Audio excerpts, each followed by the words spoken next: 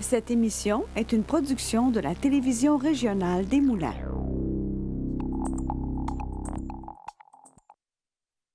Aujourd'hui, au bulletin, un nouveau maire à la tête de Saint-Charles-Borromée, entrevue avec Alexis Nantel. Québec investit plus de 2,7 millions de dollars pour le tourisme dans la Nadière et le RUTAL nous parle de la situation du transport adapté dans la région. Je suis Charles Lantier et bienvenue à votre bulletin d'actualité régionale.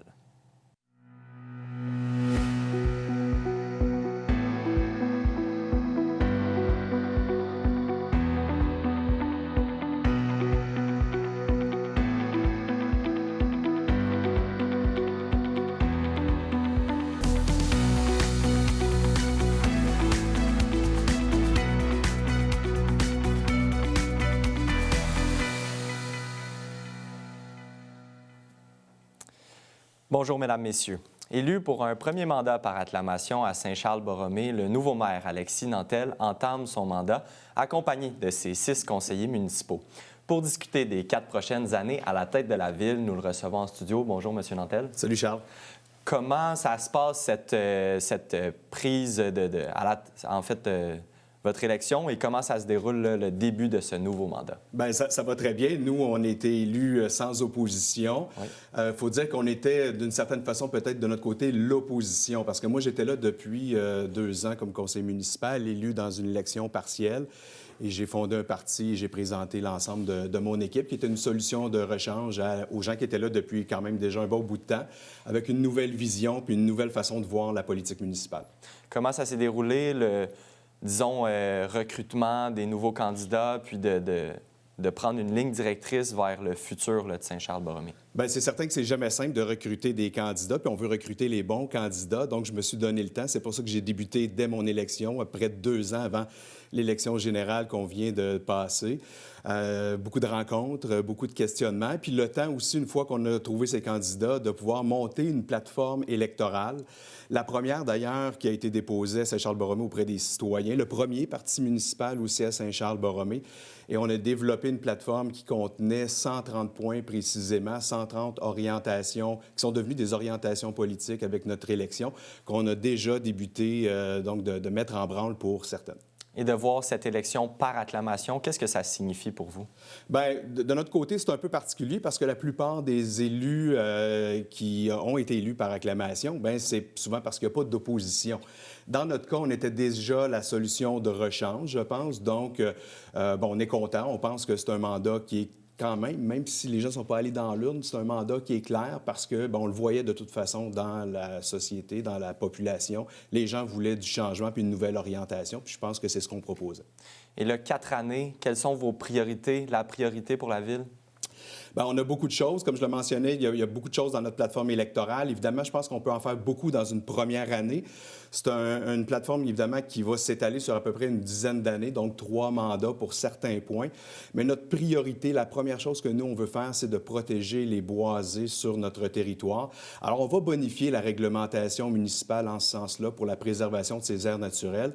Et on va aussi élargir notre politique de l'arbre qui va inclure également donc des règlements pour l'abattage des arbres. Donc ça va changer énormément aussi du côté de Saint-Charles-Borromée. Et est-ce que votre passage au sein du conseil en tant que conseiller municipal vous a aidé à peut-être trouver ces défis-là ou ces situations-là qui doivent être corrigées et de aussi remarquer les bons points là, de la ville, les forces de Saint-Charles-Borromée? Bien, c'est évident que ça m'a aidé parce que j'ai pris connaissance des dossiers sur 2 ans. Ça m'a permis d'aller un petit peu plus en profondeur. Puis ça me permet aujourd'hui, comme maire, d'être en fonction beaucoup plus rapidement, avec moins d'apprentissage à faire, moins de prise de connaissance de dossiers parce que je les avais déjà. Alors, ça accélère. Et là, j'ai un premier 60 jours de fait, beaucoup de choses mis de l'avant déjà, comme par exemple le décorum des séances qui ont été changées où je prends la parole devant les citoyens en début de séance pour les informer des projets en cours, les conseillers également qui prennent la parole à la fin de la séance, la web-diffusion maintenant qui va être fait aussi. Donc oui, c'est évident que le fait d'avoir été là avant, tout ça m'a permis d'accélérer certains changements. Et comment on le fait rapidement? J'imagine qu'il y a certains trucs que vous voulez mettre rapidement de l'avant, là? Bien, c'est clair, puis c'est pour ça que dès que je suis arrivé, j'ai établi certaines priorités court terme pour influencer le budget dans lequel on est, là. Ouais. Le budget, puis le fameux PTI, le plan triennal d'immobilisation. Donc, on travaille ardemment là-dessus avec l'ensemble de la direction générale, Claude Crépeau, puis les directeurs que j'ai rencontrés aussi un à un dès ma première semaine, justement pour teinter ce budget-là de nos orientations politiques, pour éviter que ce soit comme dans certains cas, un budget, disons, plus administratif. Alors déjà, il y a des choses qui vont teinter le budget qu'on va annoncer en décembre qui vient. Il nous reste une trentaine de secondes, mais j'aimerais qu'on parle de votre approche citoyenne, à quoi ça va ressembler, que ça ressemble déjà, ça a déjà débuté. Là. Bien, je pense que la grande distinction entre l'administration précédente et la mienne, c'est d'être déjà beaucoup plus près des gens en termes de communication. Je prends la parole régulièrement à travers les médias sociaux, beaucoup plus de vidéos également. La parole, donc, les faits saillants que je présente en début de séance aussi. Donc, tout ça s'enchaîne puis fait qu'on a une conversation continue avec les citoyens. Merci beaucoup, M. Nantel, d'avoir été de passage aujourd'hui en studio et bon mandat. Merci.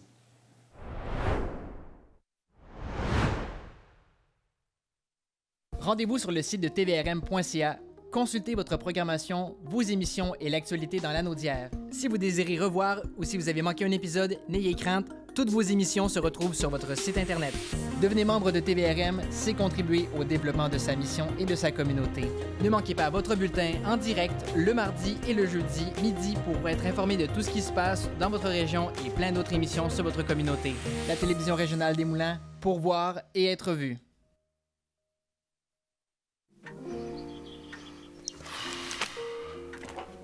Bon dimanche tout le monde et bienvenue à votre rendez-vous dominical, votre télé bingo. Bingo!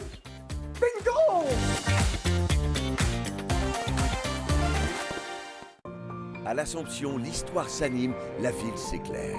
Pendant les fêtes, venez découvrir les projections spectaculaires et le parcours historique inédit de Cité Mémoire. Une expérience immersive gratuite au centre-ville de l'Assomption. Salut tout le monde! Ici Daniel Grenier pour vous parler des télévisions communautaires autonomes. Et si ce médium n'était pas là, voici à quoi ressemblerait mon message. Ça aurait pu être beaucoup plus triste si j'avais rajouté cette petite chanson triste. Mais bon, là n'est pas le point.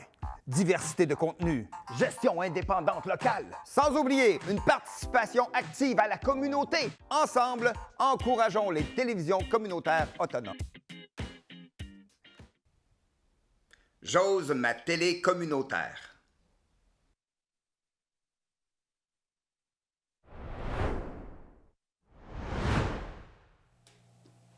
Les citoyennes et citoyens de la Nadière disposent dès maintenant d'un nouveau point de service de première ligne à Saint-Esprit où un point satellite de la clinique d'infirmières praticiennes spécialisée de Joliette ouvre pour offrir, des soins plus rapides et réduire la pression sur les urgences. La clinique accessible via le guichet d'accès à la première ligne ou par référence de l'urgence vise surtout la clientèle sans médecin de famille et les enfants. La 6e édition de la collecte de sang des policières et policiers Terrebonne, tenue le 24 novembre 2025, a connu un franc succès avec 153 donneurs, permettant de produire plus de 400 produits sanguins pour des patients d'hôpitaux publics partout au Québec. Le service de police de la fraternité et la fraternité des policiers, le président d'honneur et les bénévoles remercient chaleureusement les participantes et participants. Du côté du tourisme maintenant, le gouvernement du Québec a annoncé lundi un investissement de plus de 2,7 millions de dollars dans la région. En effet, la ministre du Tourisme, Amélie Dionne, était présente à la montagne, Ski Montcalm, pour l'annonce de l'octroi d'1,6 million à Ski Montcalm et plus d'1 million à Tourisme Lanaudière. TVRM y était. Voici le reportage. Je crois beaucoup au développement économique régional. Puis je pense que le tourisme, c'est un véritable véhicule pour y arriver. Je suis très fière d'être ici aujourd'hui pour annoncer une aide financière de plus de 1,6 million de dollars qui permettra d'appuyer le projet de développement de Ski Montcalm. J'ai le plaisir d'annoncer aujourd'hui un montant de 2,1 millions de dollars pour la reconstruction de l'entente de partenariat régional et de la transformation numérique en tourisme pour les années 2025-2027 avec Tourisme Lanaudière. Donc, le gouvernement octroie 1,1 million et l'organisme bonifie quant à lui la somme de 1 million de dollars pour un total de 2,1 millions pour l'entente 2025-2027.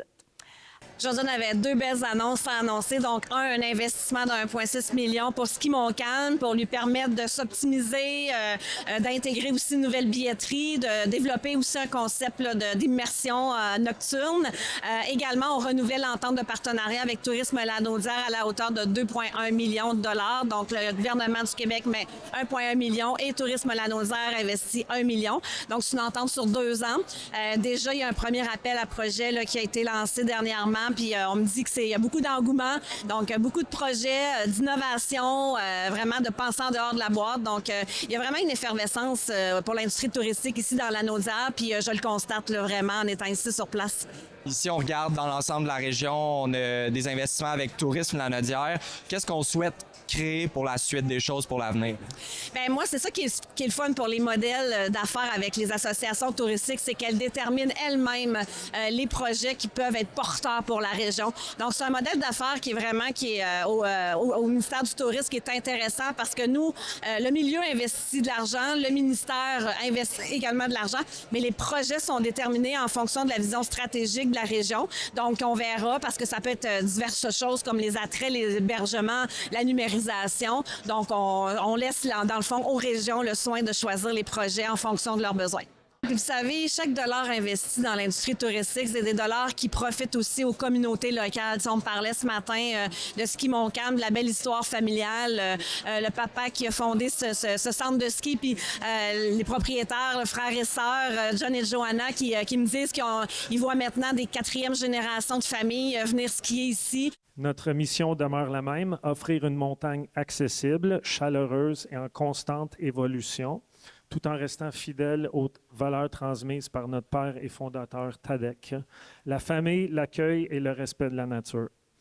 Depuis plusieurs années, nous travaillons à enrichir l'expérience de nos visiteurs et à moderniser nos infrastructures.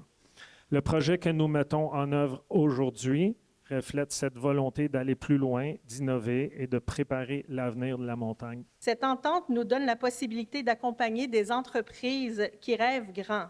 Nous pourrons appuyer des projets qui transformeront notre offre touristique, stimuleront l'innovation, feront rayonner notre territoire et encourageront une croissance plus durable. Cette belle nouvelle qu'on a reçue aujourd'hui, l'apport du ministère de 1,1 million et Tourisme Lanaudière a aussi ajouté 1 million supplémentaire, donc pour un total de 2,1 millions. Ça va permettre d'appuyer plusieurs projets.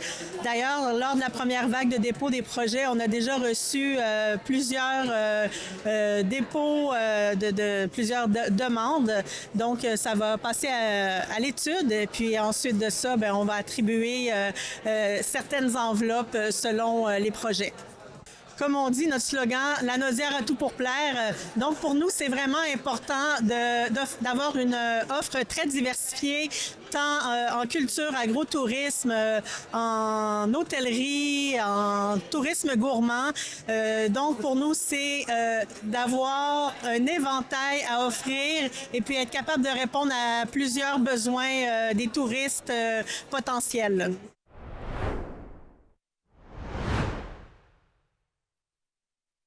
Bonjour, je m'appelle Megan. J'adore la natation, la gymnastique et la bicyclette. Parfois, je dois faire les choses différemment. C'est l'association des amputés de guerre qui me donne les prothèses dont j'ai besoin pour faire mes activités préférées. Tout ça est possible grâce à la générosité du public. En donnant aux amputés de guerre, vous aidez les enfants amputés comme moi. Merci!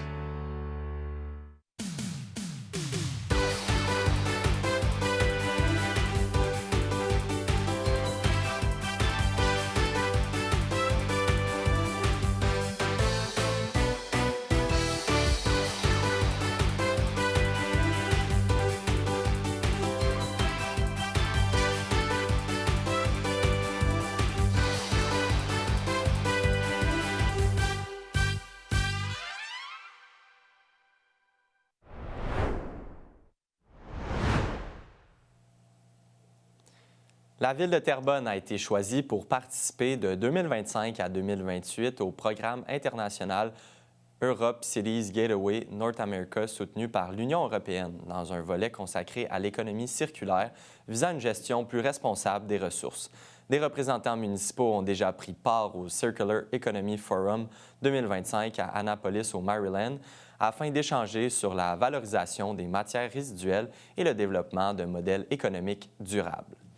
La MRC de Joliette a adopté un budget de 30,7 millions pour 2026, limitant à 2,26 l'augmentation globale de la cote par des villes et municipalités afin de maintenir des services de qualité tout en préservant la capacité de payer des contribuables. La majeure partie des dépenses est consacrée au transport collectif et à la gestion des matières résiduelles, le reste étant réparti entre le développement économique, social et touristique, l'évaluation foncière et l'administration. En vue de la Journée internationale des personnes handicapées du 3 décembre prochain, j'ai pu m'entretenir avec le regroupement des usagers de transport adapté de la Nodière afin d'aborder la mission de l'organisme et les défis présents dans la région. Voici l'entrevue. La Journée internationale des personnes handicapées, en fait, ça nous rappelle que l'égalité réelle passe par une capacité de se déplacer sans obstacle. Donc, un transport adapté et qui, dans le fond, est digne, fiable, sécuritaire, humain, c'est pas un luxe. C'est vraiment une condition essentielle. Ça donne accès au travail, aux études, aux soins de santé, aux loisirs, en fait, à la réelle participation sociale. C'est important aussi cette journée-là pour rappeler que l'inclusion commence par le droit fondamental de pouvoir se rendre là où on doit se rendre, où l'on souhaite se rendre, et ce, sans obstacle. Encore aujourd'hui, à l'heure actuelle, dans notre région, mais ailleurs également au Québec, les personnes handicapées se voient brimées dans leur droit à la mobilité, en raison, notamment, nous, on a des coupures de services le soir, le dimanche, en raison également d'une absence d'interrégionalité, aussi des circuits à heure fixe le matin, l'après-midi seulement. Il ne faut pas oublier non plus la pénurie de véhicules adaptés et de chauffeurs qualifiés qui est encore très présent et qui impacte l'offre de services à l'heure actuelle encore. Le RUTAL travaille activement à l'amélioration et au développement des services et je dirais le 3 décembre 2024, donc presque un an jour pour jour, nous tenions une conférence de presse où on a rassemblé près de 100 personnes avec le secteur des personnes handicapées pour le dossier du transport adapté. Par la suite, on a amené les gens à se mobiliser devant les bureaux du premier ministre François Legault, qui était le 21 mai 2025. Par la suite, on a réussi également à porter nos revendications jusqu'à l'Assemblée nationale le 30 mai 2025. Et tout récemment, on continue nos actions en s'engageant activement dans la campagne nationale pour un transport digne, juste et équitable qui a été lancée par notre instance provinciale, la RUTAC, en collaboration avec la CRIF et la COFAN. Et puis, ils ont également rendu public un manifeste les porteurs d'espoir, en fait. Et on souhaite que tout le monde le signe, autant les organismes, les familles, les proches, le grand public, les élus. Plus il y aura de personnes qui signent ce manifeste-là, plus on va se diriger vers éventuellement une société inclusive. Et puis, l'objectif, en fait, c'est que d'ici les élections provinciales 2026, nous, le RUTAL, on va également rencontrer les candidates dans les différents partis politiques pour s'assurer que dans leur programme électoral, il y ait vraiment en priorité aussi le dossier du transport adapté. On travaille vraiment en partenariat. Donc, ce qu'on demande, puis qui est très réaliste, c'est qu'il y ait un programme de formation obligatoire pour tous les chauffeurs du transport adapté. D'ailleurs, le RUTAL, j'en profite pour mentionner que le RUTAL a réalisé une belle formation en ligne qui s'appelle « Attitudes et approches en transport adapté ». Donc, elle est déjà accessible sur notre site Internet et à tous les chauffeurs et les équipes de répartition. C'est vraiment une formation qui est axée sur la connaissance de la clientèle. C'est souvent une lacune dans les formations actuellement offertes aux chauffeurs et on sait que les programmes ne sont pas tous obligatoires. Donc, on aimerait que ce volet-là soit aussi dans le programme obligatoire dans la formation. Donc, ça, c'est une chose. On parlait tout à l'heure du financement récurrent et durable. Ça, c'est vraiment aussi important. Également, une instance indépendante pour le traitement et la gestion des plaintes. Ça, c'est un enjeu parce qu'à l'heure actuelle, les gens, je dirais, ont peur de représailles parce que quand elles adressent une plainte, elles doivent l'adresser directement au service de transport adapté. Donc, des fois, ils ont tellement peur de représailles qu'actuellement, les plaintes peuvent diminuer en ces raisons-là. Donc, on appelle ça un ombudsman, mais vraiment une instance indépendante, ça pourrait être également ça. Pour signer le manifeste, qui a été rendu public pour la campagne nationale, les gens peuvent aller sur notre page Facebook RUTA Lanaudière et il y a le lien qui va être dirigé vers le site Internet de la RUTAC.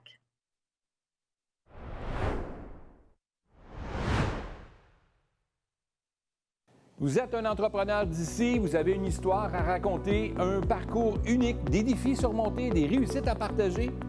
Rejoignez-moi ici même à Fibre E, une émission qui est dédiée à l'entrepreneuriat, diffusée sur le réseau MaTV. Notre objectif, mettre en lumière les talents d'ici, inspirer la prochaine génération d'entrepreneurs et montrer que oui, c'est possible de réussir chez nous. Contactez-nous dès maintenant pour participer à l'émission. L'entrepreneuriat, c'est aussi le pouvoir d'inspirer. Au plaisir de vous recevoir sur le plateau de Fibre E. Toutes mes mauvaises décisions m'ont enseigné quelque chose de fondamental pour m'aider à devenir un meilleur entrepreneur. Si des fois on a l'impression qu'on n'est pas à sa place, c'est parce qu'on n'est peut-être pas à la bonne place, mais qu'il y a un endroit pour nous. Même quand j'étais jeune, je m'amusais à bâtir des projets ou à bâtir des entreprises quand j'étais à mon jeune âge à l'école. Donc, j'ai atterri dans le milieu d'entrepreneuriat, je pense, naturellement. C'est quelque chose qui m'a toujours attiré.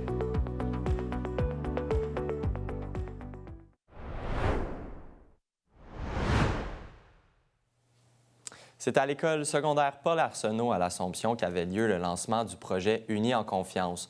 Un projet qui réunit l'école, le Carrefour Jeunesse Emploi, la Maison des jeunes et plusieurs organismes du milieu pour mieux soutenir les élèves au quotidien. Notre journaliste Naila Hood s'est rendue sur place pour en savoir plus. Naila, qu'est-ce qui rend ce projet particulier pour les jeunes de l'école? Oui, bien d'abord, pour Unis en confiance, pour l'équipe, c'est un projet, l'événement, dans le fond, c'est l'aboutissement de 2 ans de travail qu'ils ont fait sur ce projet-là. Puis, c'est le moment où les gens qui habituellement œuvrent peut-être derrière la caméra, dans l'ombre, vont pouvoir maintenant connaître les gens qui vont aller sur le terrain, les intervenants, les élèves qui vont contribuer à ce projet-là.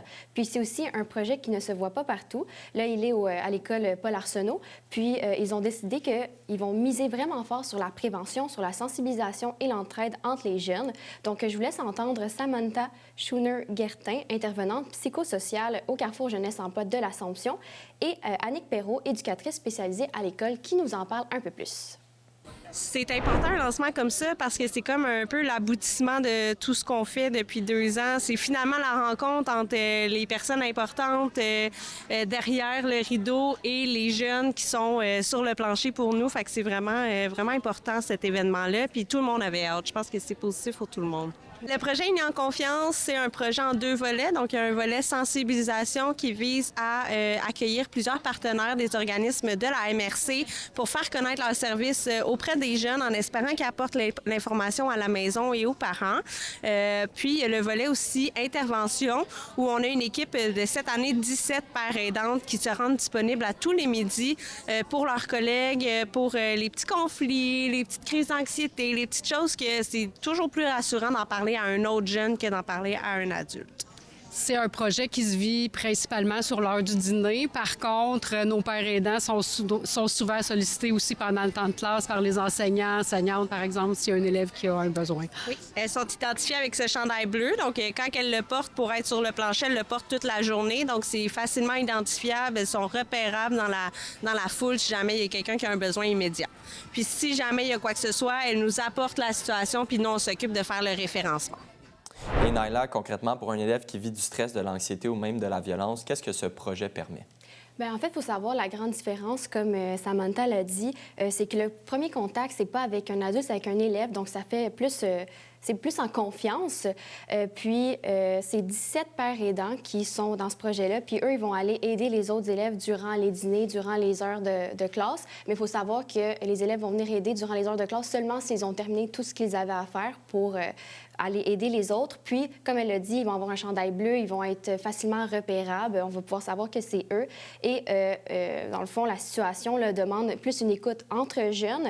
Puis, les pères aidants, ils vont se diriger vers le local Unis en confiance. confiance. Puis, ça s'appelle un peu comme un QG du projet, qui est animé chaque midi par un organisme différent, communautaire. Puis, de là, on peut référer aux bonnes ressources, que ce soit à l'intérieur de l'école ou même à l'extérieur. Ils peuvent aider les familles de ces jeunes-là.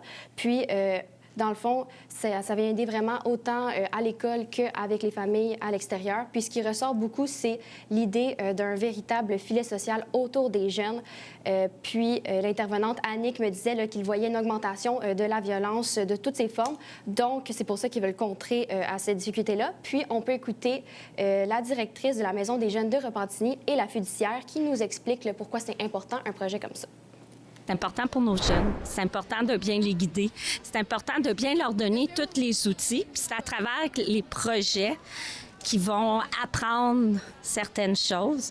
Puis ils ont des adultes avec eux significatifs qui vont leur permettre de grandir. La réalité des jeunes en ce moment, c'est qu'ils sont tellement surchargés d'informations, de tout ça. La vie est très, très compliquée, autant pour leurs parents que pour eux. Fait que je pense d'avoir un projet comme ça où il y a plus d'adultes alentour d'eux, qu'il y a des organismes communautaires qui peuvent les aider en fin de journée. Parce que le projet Unis en confiance, ce qui est important, c'est que c'est un projet famille, école, communauté. Fait que comme ça, c'est de créer un filet social alentour des jeunes pour que le jeune, le soir, s'il a besoin d'informations, s'il sent en détresse ou quoi que ce soit, bien, il va savoir à quelle porte aller frapper. Je crois que c'est la concertation, parce qu'on est beaucoup d'organismes qui participent à ça. Puis, le fait qu'on est tous des organismes qui travaillent pour la jeunesse.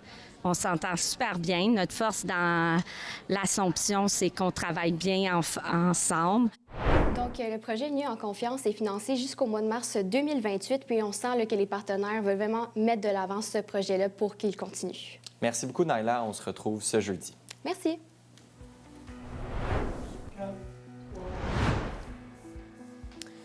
C'est ce qui conclut votre bulletin d'actualité régionale. Au nom de toute l'équipe, merci d'avoir été des nôtres. On se retrouve ce jeudi.